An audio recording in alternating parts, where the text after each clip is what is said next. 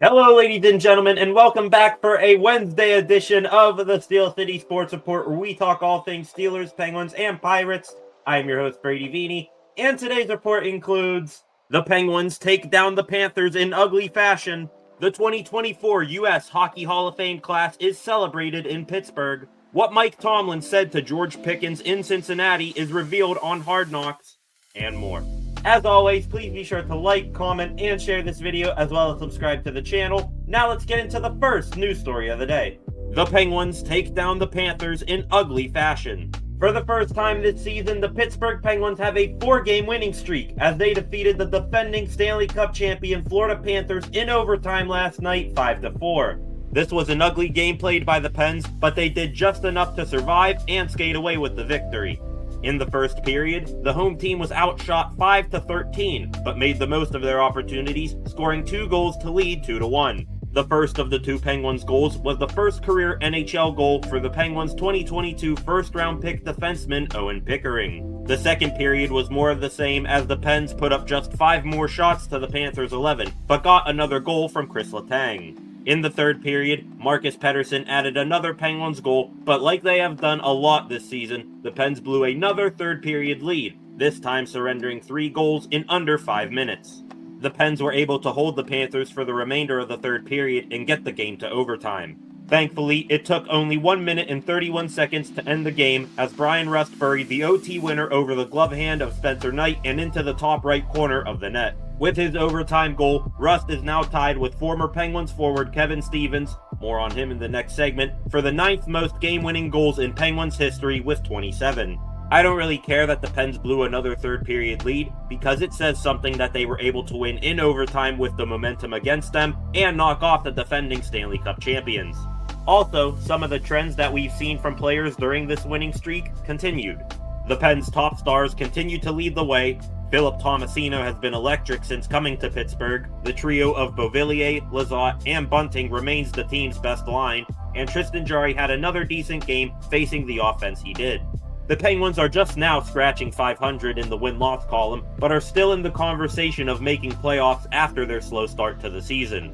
If they keep playing like this, they should find themselves in a much better position by this time next month. The Pens are now on another 2-day break before they return to action Friday night at Madison Square Garden against the floundering New York Rangers. The 2024 U.S. Hockey Hall of Fame class is being celebrated in Pittsburgh. Just before puck drop of last night's game, the Pittsburgh Penguins held a special pregame ceremony. This ceremony honored the U.S. Hockey Hall of Fame class of 2024. This year's class includes the 2002 U.S. Paralympic sled hockey team, the late Frederick McLaughlin, Brianna Decker, and former Pittsburgh Penguins players Matt Cullen and Kevin Stevens.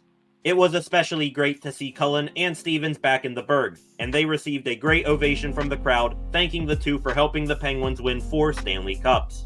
This was very fitting of the Pens to honor this group one more time before they are officially enshrined into the U.S. Hockey Hall of Fame tonight at 7 p.m. in Pittsburgh. Congratulations to Matt Cullen, Kevin Stevens, and the rest of the 2024 class on your induction into the U.S. Hockey Hall of Fame. The Pens are officially back to full health.